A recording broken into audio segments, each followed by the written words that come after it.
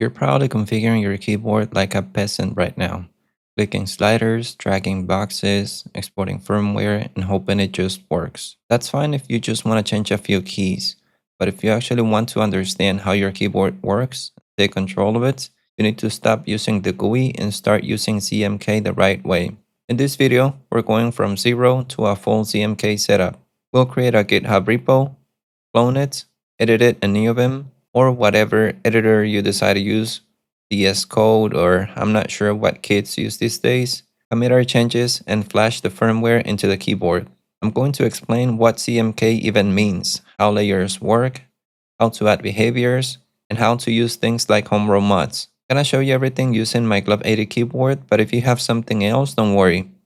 The idea is the same. All you need to do is check your keyboard's page, but this is going to give you a starting point. By the end, you'll know exactly how to configure your keyboard the right way. No more web GUIs, no more guessing, just pure control. Let me first show you how I configured my keyboard in the past. Okay, so here's the page for my keyboard, my.glove80.com. Here you can see that there's a search button. You can search different layouts. Here are my different layouts. After you create your account, you can get to this page. So what did I do in the past? I used to come here to one of these. You can clone it. You can get a view of the keyboard here. You can see all the different keys, F1, 2, 3, 4, 5. This is the base layer. This is the lower layer, magic layer, and this other factory that comes there. Not sure why, and I still have it in my keyboard. I haven't read if the Glove 80 recommends keeping this or not sure. But let's say that, for example, I wanted to remap a key, right? Let's say that I wanted to change Q here and move it to this A. Doesn't make sense, but it's just an example. What would I do? If I want to modify it, it's not going to let me. This is read only at the moment, so I would need to come down here, clone to edit. Now it already cloned it. Now I can modify it. It says here, editing changes. So I would type here, I would search for the letter A. Now down here, would click on it, and I would search for the letter U. I could type it there, but there it is. So it's there. After doing the changes and modifying what you need to save it. Here at the bottom, save and build. This is gonna give you the files that you need and you can upload them to your keyboard. Now, if you're like me, you hate spending time in places that is not the terminal. This is fine. This is visually attractive. It helps you see where you are, but I hated coming to this website. Just the idea of leaving my terminal, signing in, clicking buttons, searching for stuff. No, I don't enjoy this a lot. I would prefer for a way to do this in the terminal. So that's what we're doing right now. If you like this experience, it's wonderful. You can keep doing this. I explained in one of my videos how I flashed the firmware, how to download it and all that from this website and upload it to the Glove 80. I'm going to leave the video in the video description as well. Okay, so now let's learn how we're going to do this the right way in the terminal. But before I show you that, I want to show you what CMK is. What is this all about? Let's go to the website here, to the main web page. CMK firmware is an open source keyboard firmware built on the Zephyr project, real-time operating system. Its goal is to provide a modern and powerful firmware that is designed for power efficiency, flexibility, and broad hardware support. CMK is capable of being used for both wired and wireless input devices. So, is this operating system only for keyboards? No. If we go to this website, you'll be able to see that it's used in many other devices. There's a video here that shows it, but if we click here, sample of devices running this operating system, we can see that there's a lot here.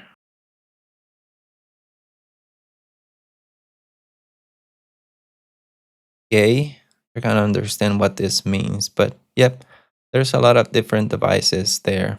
So that is the firmware that this particular keyboard that I use, the Glove 80, uses. Other keyboards use different firmwares. The only other one that I know is QMK, but I think there's different ones as well.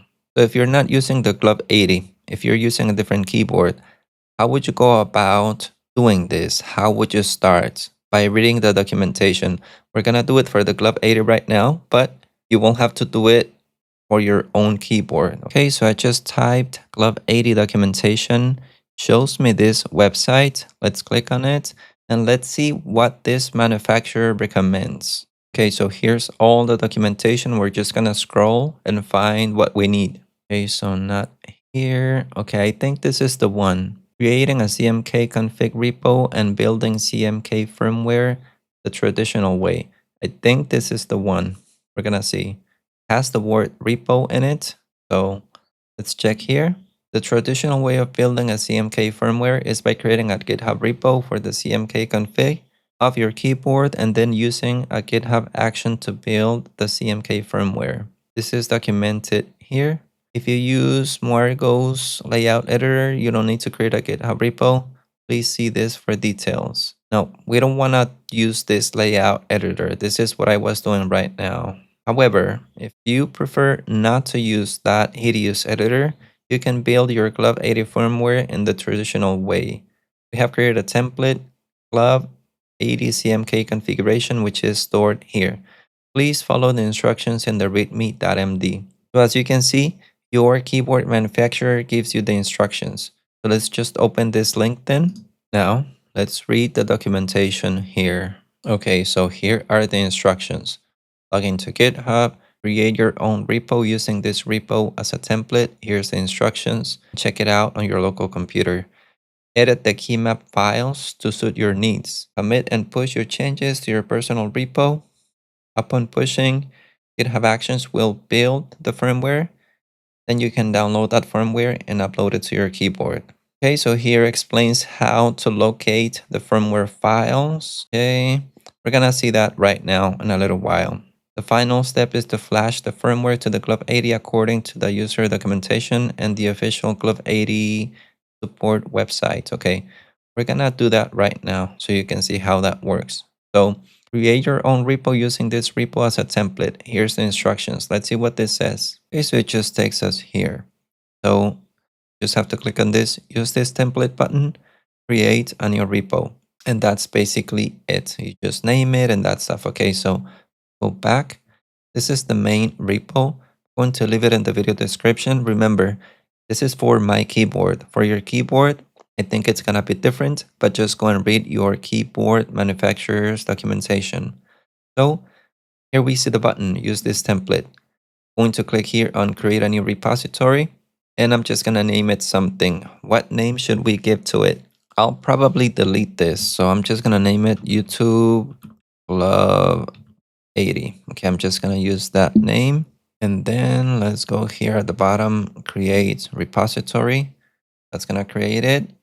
Just give it a few seconds. Okay, so we already have our repo. It says there, generated from here. Don't fork it because it's not gonna work, I think. I tried it and it didn't work. It has to say here, generated from, which means that you're using a template. What we're gonna do right now is just clone it. Okay, so we're gonna come here.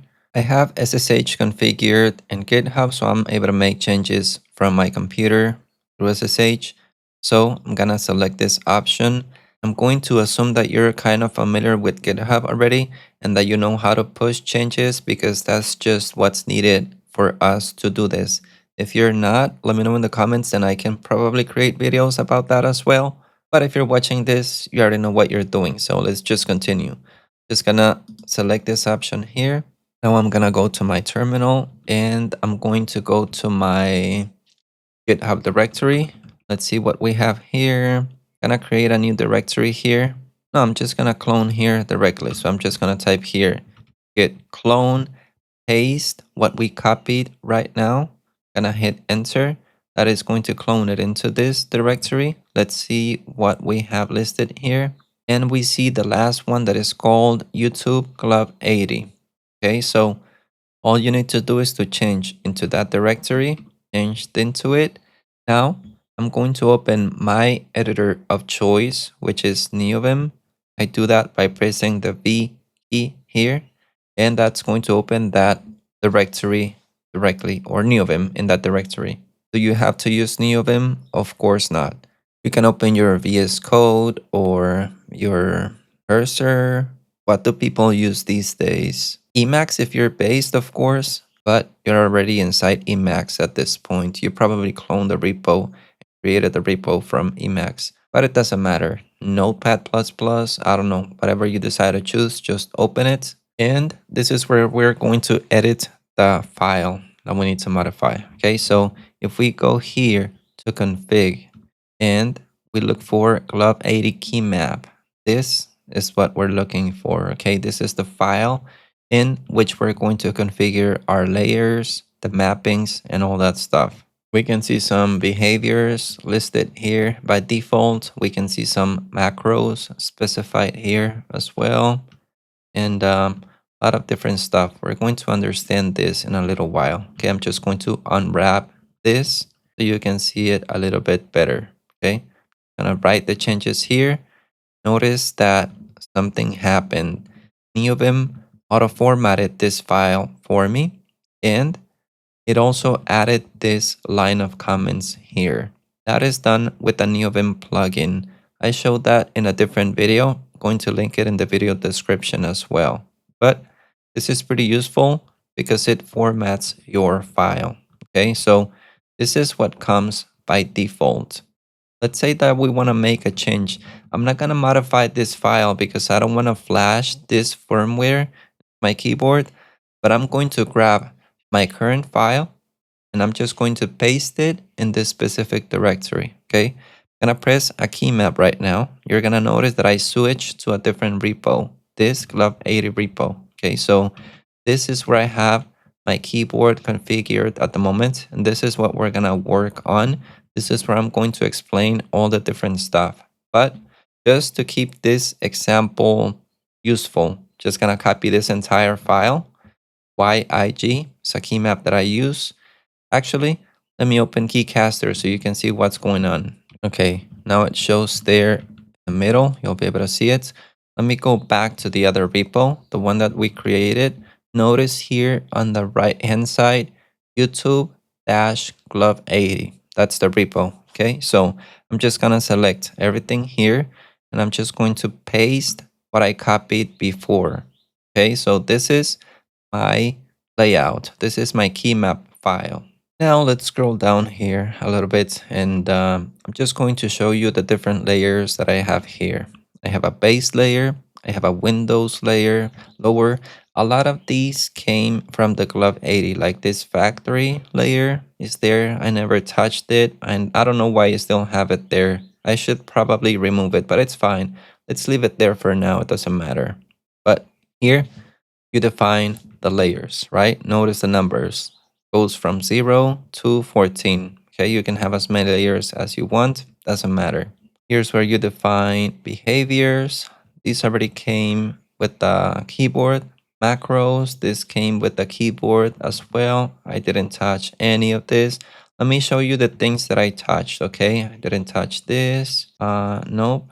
These were here by default. This also came by default. Let's see, what else do we find here? Okay, I did define these. I used them in an old video that I had. When I pressed a key, it used to switch my mouse, my monitor, all GitHub repos, and switch my keyboard to a different computer, right? So I used to switch this keyboard between two different computers. So these two macros did everything for me. Switch keyboard, mouse, and monitor to the other computer, basically, and pull the GitHub changes, I think, as well.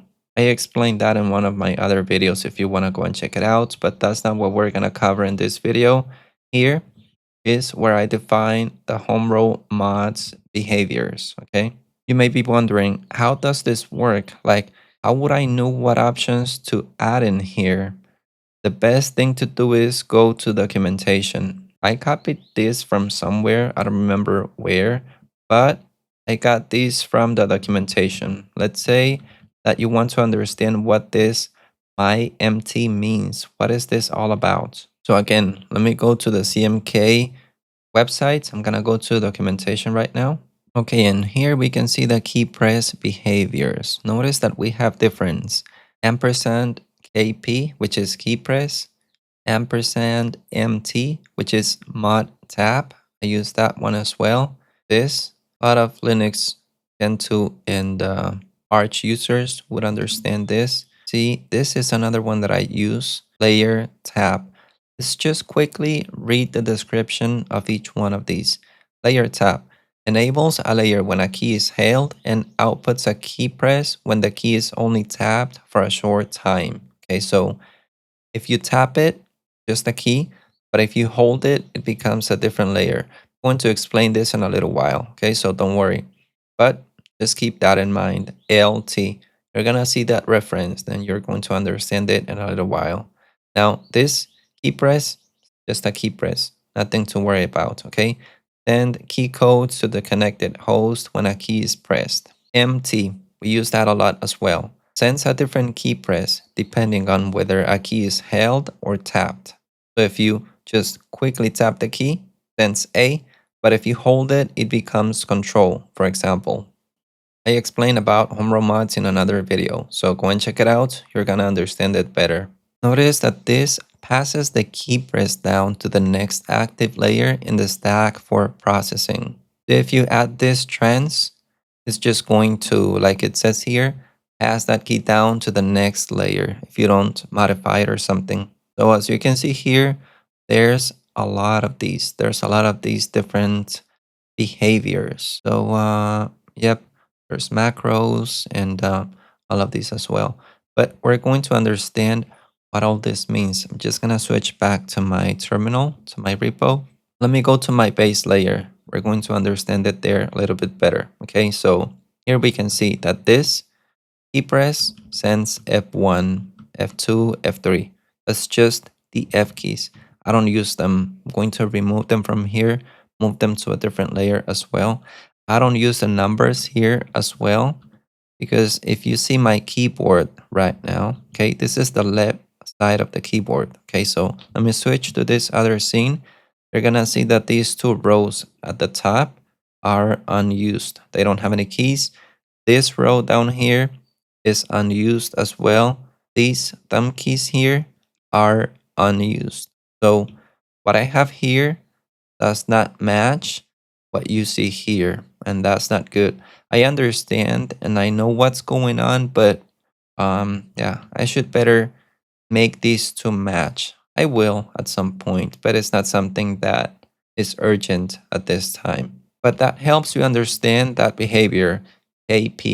Okay, now let's look at this. Ampersand my empty. What is this? In Neovim here, I'm just gonna type GD and it's gonna take me to that behavior directly. Okay, so let's see what this is. Behavior hold tab. Okay, let me go to documentation again. Okay, so look at this. It says here behavior hold tab. Let's go back here. Behavior hold tab. Okay, so take a look at this. Let's see what this does. Hold tab behavior is defined using a hold behavior and a tap behavior. When the key is held, then it will output the hold behavior. And when it is tapped, it will output the tap behavior. There's an image here. So when you tap it, it's F. But if you cross this 200 millisecond tapping term, it becomes the other key. In this example, it becomes shift. So that's how homerow modifiers work. So that is exactly what's happening here. Let's go back here so you can understand. I'm just gonna type Control O, gonna take me back. Okay, so notice here that MT, it behaves like that. When you tap it, it's just tab. But if I hold it, it becomes enter. Why? Because sometimes I edit video or I need to send enter from my left hand, right? So I'm using tab, that. So if I just quickly tap, just tab. But if I hold it, it sends enter. So I don't have to reach my right hand. Sometimes I'm grabbing the mouse and I need to send enter. So that's why that is here. So let's go back here. As you can see here, by default, you can use this ampersand MT. Notice that it accepts two parameters, okay? The parameter number 1 is the key code to be sent when held. So you have to be specific about that. This is when you hold it, and this is when you tap it. This is the other behavior layer tap. So you can see here ampersand LT. The one above was MT. So as you can read in the documentation, works similar to the mod tap behavior, but instead of outputting one of two keys, it activates a specified layer as its hold action. So in this example here, when you hold this, it's going to activate this layer that is called 1. But if you tap it, it's just going to send the letter A. We're going to see that in action in my configuration in a little while. Now, down here in the documentation, you can also see that these are the default configurations for mod tab and layer tab. You can find them here. Mod tab found here. So you don't need to do anything to be able to use that MT. You can use it by default, this MT.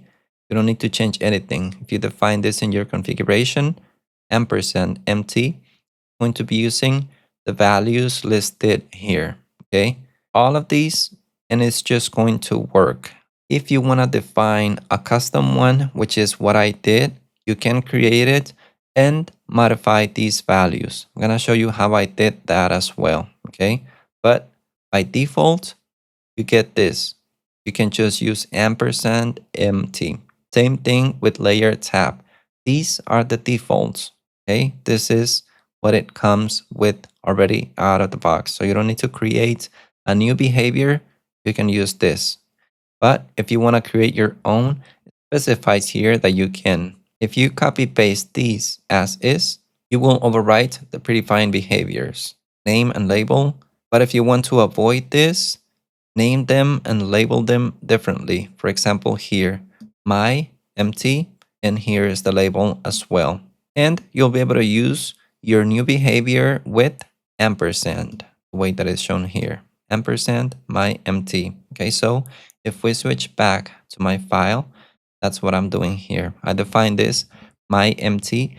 Do you have to use this name? Of course not. You can use whatever you want. So what did I change here? The tapping term. Notice that this is 300. If we go back to the documentation, you're going to see that empty has different values. That's the only thing that I changed actually. So compatible, binding cells, flavor, tap preferred. Okay, I changed that as well to tap preferred. This one was hold prefer. Tapping term was 200. I set it here to 300. Bindings, let's see here, the same. Display name, I didn't set anything. I don't know what that does. I didn't read the documentation, to be honest. I know, but this works. Okay, so I changed the flavor and the tapping term. If you want to read more about flavors as well, you'll be able to find that in the documentation. Now, for a Windows layer, I also changed something. I created a new behavior, MTW. W is for Windows, and I set the tapping term to 200. That's it. So now you understand what this means, how to modify it, and where to find it in the documentation. So let's go back here. I'm referencing this behavior ampersand my underscore MT. And when I tap it, it sends tab. But if I hold it for 300 milliseconds on this layer, sends return. Okay, so that is the mod tap function. Now, what is this ampersand LT? So let's go back to the documentation again and remember that we have here LT, layer tap. You remember that? Let's go up a little bit here. Let's read it again. Layer tap works the exact same way, but instead of sending two keys, it activates a specific layer when you hold it. So the first parameter is the layer that you enable, and the second parameter is the key that you send. Okay, so it explains it right here. Let's go back so we can understand what's going on here. So the first parameter is the layer, my case, navigation layer, and the second parameter is the key that it sends. So if I tap caps lock on my keyboard, it's going to send escape. But if I leave it pressed, it's going to activate this navigation layer. That's it, simple. So let's see what this layer is about. Notice that I'm using the default LT behavior, right? I didn't create my own because I don't need to at the moment. So I'm just using what comes by default, just LT. If you want to see the parameters for that LT, we can come down here. You're going to understand the flavor, the tapping term, and all that stuff. But if you want to modify the tapping term or something, you can create your own behavior. You don't have to. I think there is a way to modify that one as well. Like here, you can adjust the properties of the layer tap behavior using this node, like so. So you can do this if you want to as well. But I would just prefer to create a custom one the way that I did and the way that I explained as well. So if we come back here, I don't want to extend this video too much because it's going to be way too long. But let's see what happens if I type GD here. Okay, takes me to that definition, to that layer. Okay, so here we can see layer nav is layer number 5. So the order of this matters.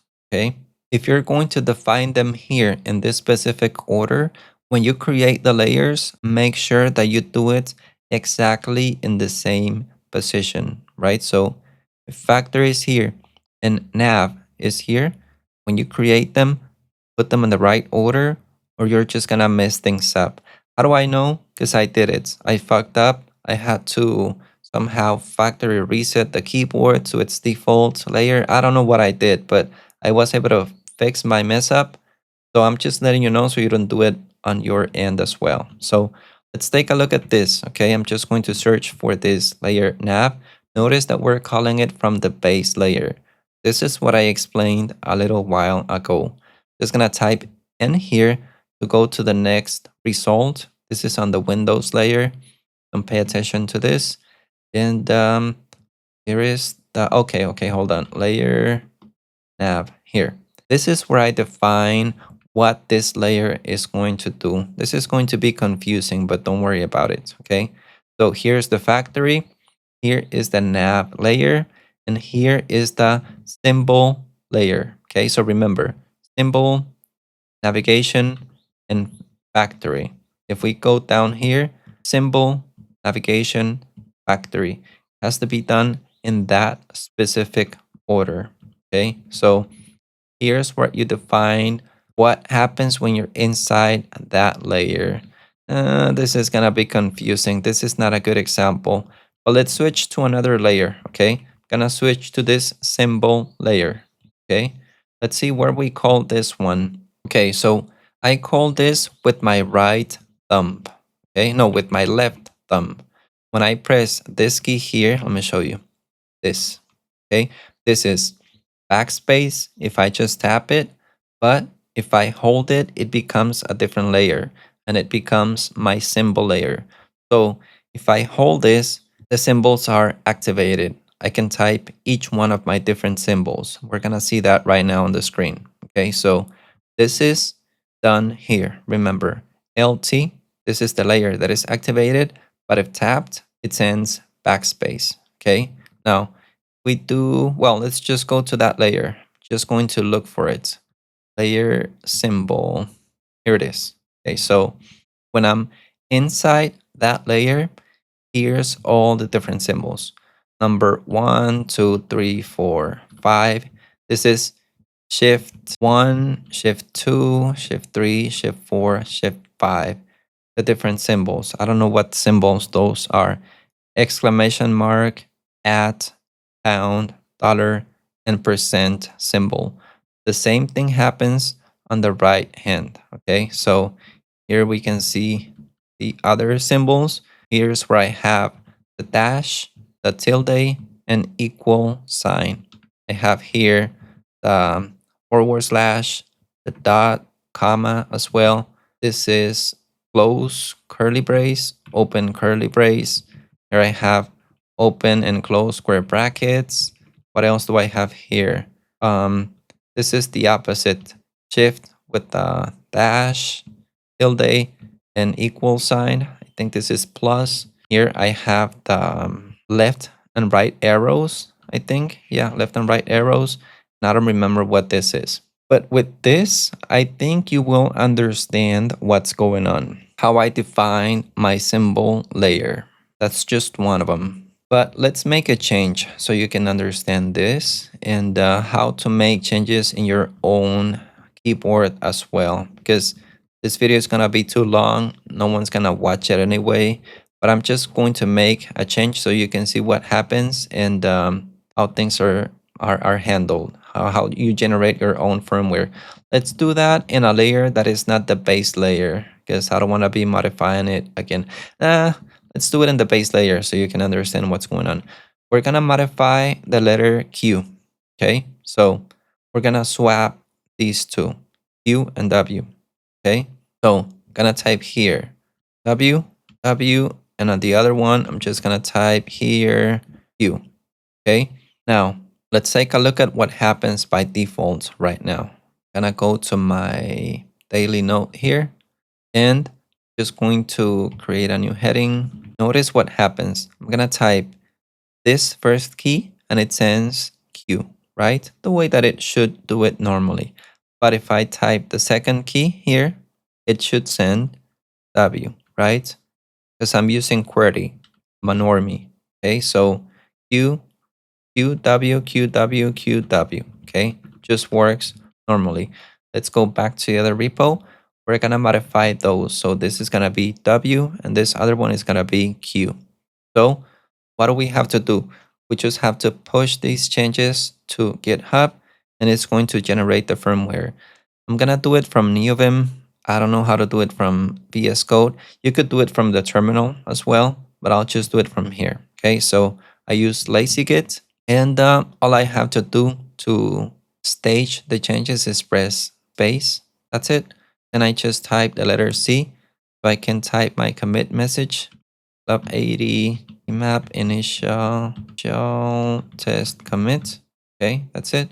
And I'm just gonna hit enter here. Then I'm just going to type uppercase P. That is going to push the changes to GitHub. And that's basically it. I'm just gonna quit out of here. I have a keymap in Neovim that allows me to open this repo. So if I type letter F capital G, I'm gonna open my browser in that specific repo. So now that I'm here, I'm just gonna go to the main page for this repo. We just have to wait for a little bit, okay? It's gonna say here pending, pending. If it shows a red X, it means that you messed something up. I have messed things up, I don't know, like 100 times, so I know about this. You will get familiar with reading the errors and understanding what they mean, where the problem is and all that. But for now, we're not gonna demo an error. We don't have much time. So it takes, I don't know, like 2 minutes maybe. I'm just gonna wait for a little while. Okay, so I just refreshed the page and I see this success message here because we're successful. If you see a red X there, just don't worry because your keyboard is still gonna have the useful firmware. Just go and fix the errors. So what I'm gonna do is click on this success. I'm gonna go to details here and I'm gonna go to summary here at the very top. This generates the file. I'm going to download the file here. Just gonna click here. That is going to download the file. I'm gonna click here to show it in Finder. And look at all the different keyboard firmware files that I have here. Just going to double click on this so that it extracts the file. And this is what we need, okay? This is what we need to upload to the keyboard. How do I do it for my Club 80? I have it connected already with this special cable that has 2 ends. So this works perfectly for me. Makes it really simple. I thought I had to be disconnecting and reconnecting, but I don't. So the thing that I have to do in my specific case is press the magic key, which is here at the very end. Let me switch to this other scene so you can see it better. So in my case, I press here, this and this key, this position, 1, 2, 3. That is just going to connect the right half of the keyboard, upload the file. Then I do it here as well, but then I press this other key, the third one up, and that is going to connect the left half to the computer and I can upload it. So I'm gonna do that right now. Let's switch back here and I do what I said. This key, this one here, notice that it's gonna show up here. Okay, you see it here at the bottom. The only thing that I have to do is to drag it there. Let me switch back to downloads. This is the file that I just extracted. Just gonna drag it here and it's just going to eject the right half automatically. I do it for the left half now. Just gonna press this and this. Now it's gonna show up there. The left half boot. Just going to drag the file, drag it there, and that's basically it. It's just going to copy it and eject the keyboard as well. Okay, it did it. I think the keyboard flashed for a little while. So now let's go back to my Neovim daily note where I was testing and the moment of truth. If I type this first key, it shouldn't send a Q now. It should send a W. Let's give it a try. There we go. And if we type the second key, it should send a Q. Exactly the way that we configured it. Now, of course, I'm not gonna keep my keyboard like this. This was just a demo. I'm going to flash the last firmware. I think the last one that I downloaded was this one yesterday at 2:30 p.m. Yeah.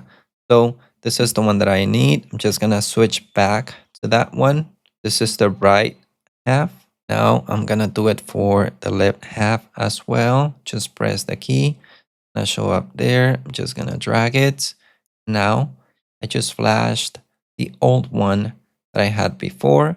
Let's just give it a minute. Okay, so now let's just jump here and let's just test U and W. Okay, that's better. Okay, now what else do I need to cover here? I'm not exactly sure. Let me think. No, I think that's it. This video is long enough already. But if you have questions, let me know down in the comments on what type of videos you would like to see about the Club 80 and regarding CMK as well. And I'll be able to create those, no problem. The last thing that I want to do is thank the CEOs, Web23, web23.com. I want to thank the executive producers as well, and the people that have become YouTube members. Really appreciate the support to each one of you. If you don't want to become a member, that's fine. But if you want to help me, like the video and also leave a comment down below. And if you can, share it as well. That's it for today. Hope this was useful. See you in the next video.